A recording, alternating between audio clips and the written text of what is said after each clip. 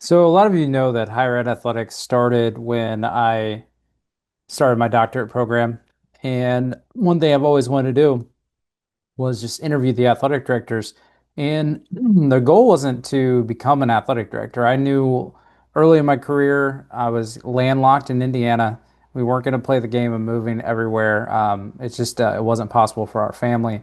And so I then kind of dug my feet into higher ed athletics and just kept the podcast going. And 50 plus ADs later and about 10 college presidents, I really am proud of the work that's gone through it. But I've been told that the questions are good. I like to think they're not just these everyday questions that ADs get. I try to pull tactical things in there, and I was learning.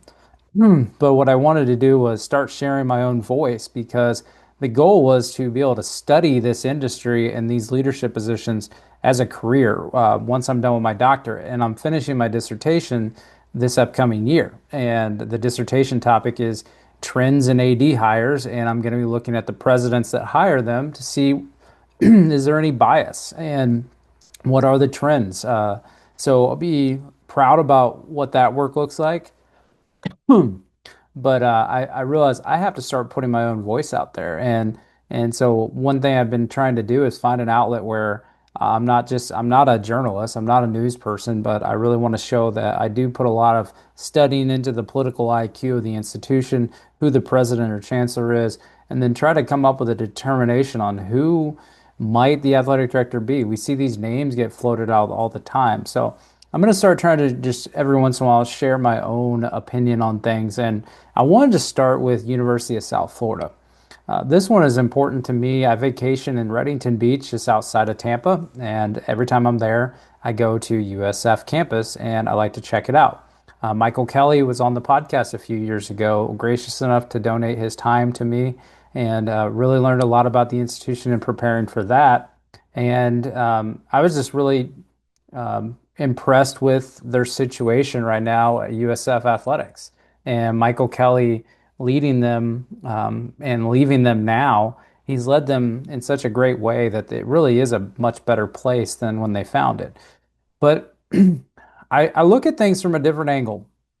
And I wanted to look at the USF, and I put a post out for the first time, really, on giving my opinion on a search process and making a prediction.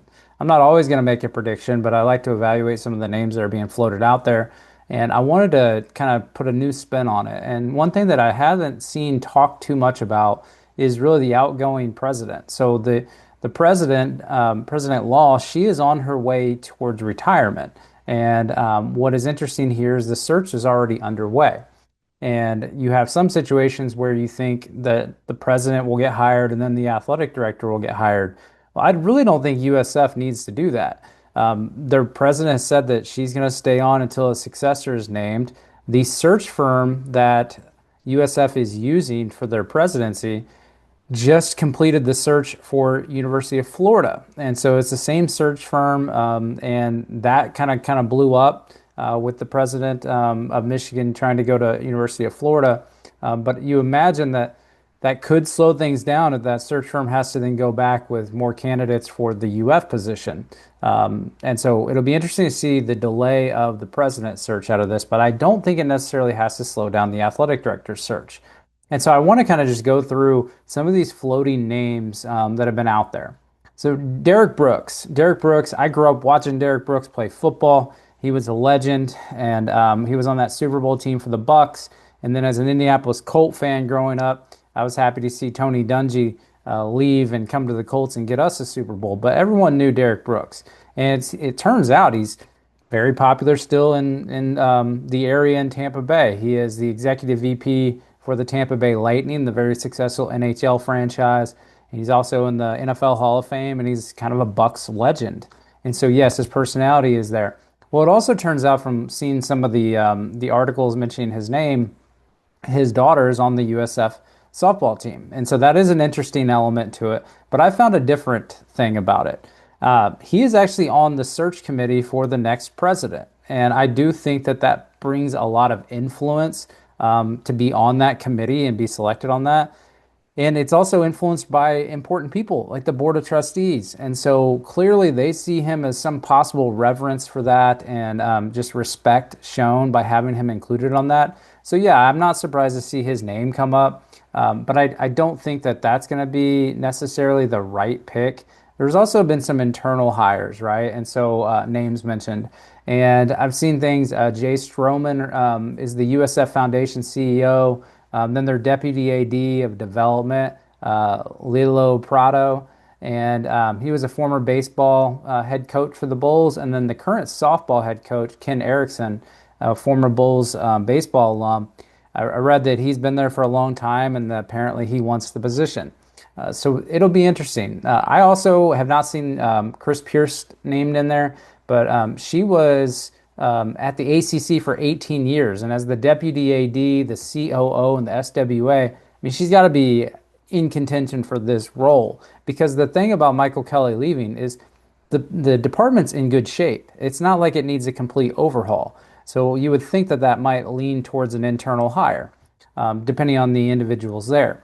So what you don't want to happen is if multiple names in the department want the position, you wouldn't want it to get out of hand. But out of all those, specifically in the athletic department, Chris, if the football program is really wanting to get to another level in a future conference, you think that experience might go a long ways. Also, the sport administrator for football. So that's important. So I do think Stroman being named the interim AD probably has the best chance as an internal USF hire. It was reported that he was kind of the right-hand person to Michael Kelly for the on-campus stadium planning and fundraising. And so obviously that's been approved by the Board of Trustees, which is a huge milestone for Michael Kelly. Had he left before that, I think it could be a very messy situation. But once again, they're in a good spot. And so is it something where you just leave that you take Stroman over and leave the foundation role and then go into athletics? Obviously, a very big component of that role is going to be the fundraising and then seeing the overall completion of the stadium. So that's something to think about. And it was also reported that by the Tampa Bay Times that he worked closely, but also that he's really helped with capital campaigns in higher education at different athletic departments too. A lot of these times, the athletic department, yes, it's for them, but it's also an institutional thing. So it'll be interesting to see that. Now, I put on here an out of left field hire. And then I also put what my actual prediction is going to be. So my out of left field hire is an interesting one. So it's John Gruden. So let me explain. I even wrote that on the post. Let me explain. So since being pushed out of the NFL and coaching world, John Gruden, he's returned with a popular YouTube show and podcast called Gruden Loves Football. It started less than a year ago, and it is part of Barstool Sports. But what is interesting is less than a year, it has 250,000 subscribers, and he does the show from his property in Tampa, and that's where he calls home again. And what is interesting is before the AD opening came even out, or I think it may be the next day, he had the American Commissioner Tim Pernetti on the show to kind of talk about the current situation in college football and then specifically about the conference. And the two kind of playfully talked about the need for someone like Gruden to come in and help fix and shape college sports and college football. Well, what was interesting is they also talked about the excitement of the future of the on-campus stadium at USF and mentioned they think that Michael Kelly's been doing a great job. So if USF wanted to go all in on football as it prepares for kind of the department and college athletics to go into this professional model, would it ever consider John Gruden as the next AD? So it seems highly unlikely that any college president or board would seriously consider him, or that a search firm would even dare to float his name. But if anything is possible, it's these days. You never know, and build a team around him, and you could see it happen. And it would definitely be a splash in the football community. And football is on the rise there. And then with this stadium, they invest in football. The timing of the conversation with the commissioner just seemed interesting too. And I don't know, it was recorded. They mentioned about all the ADs were having their conference meetings. So I don't know when that was. I don't think it's going to happen, but the fact everything just kind of lined up and we're in a football driven world right now and with USF. But let me get to my actual prediction. This name has been floated many times and it probably will be.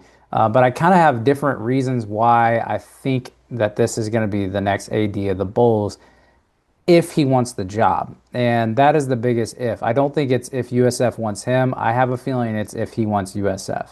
And I think he will. So I don't go out making predictions, but this would be my prediction. So it is Rob Higgins. And he is, first of all, he's an alumnus. He's also in the USF School of Advertising's Hall of Fame. And he is the executive director of the Tampa Bay Sports Commission. And the only way he isn't the next AD is yes, I do think it's because he turns it down. So what's kind of the Rob Higgins file? Well, he spent the last 20 years as the executive director of the Tampa Bay Sports Commission.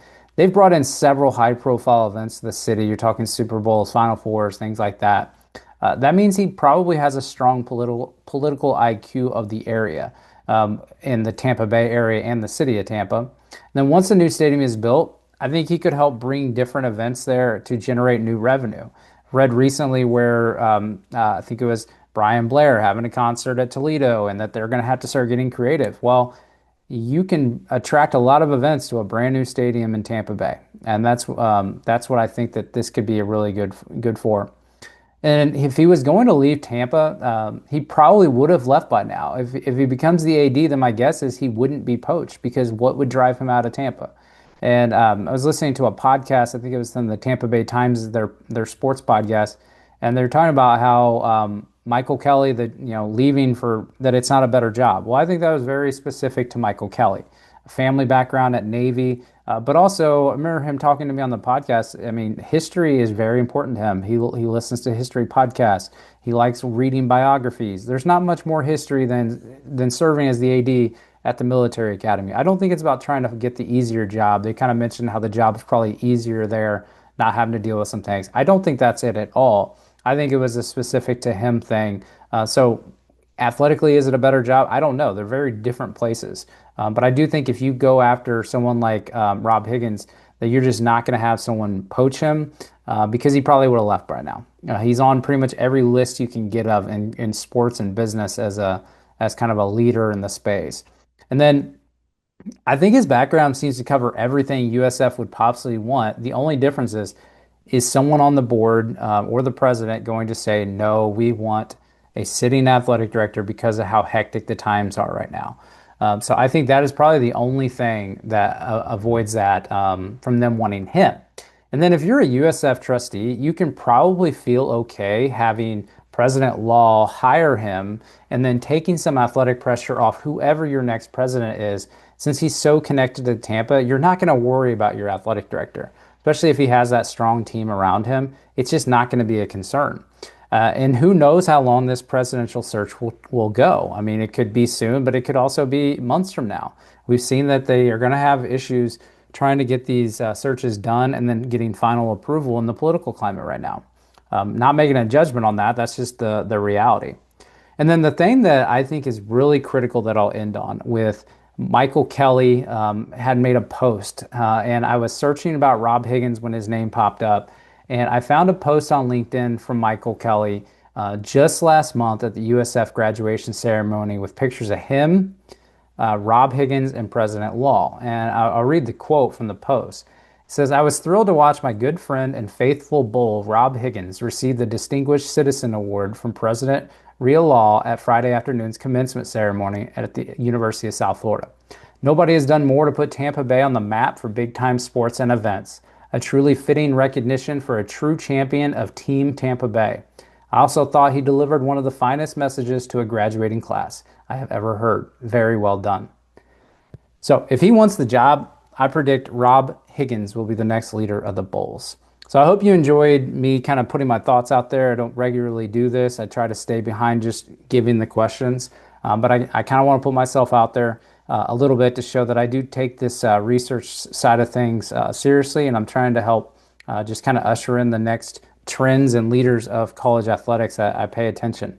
So thanks for watching this, and go to higheredathletics.com.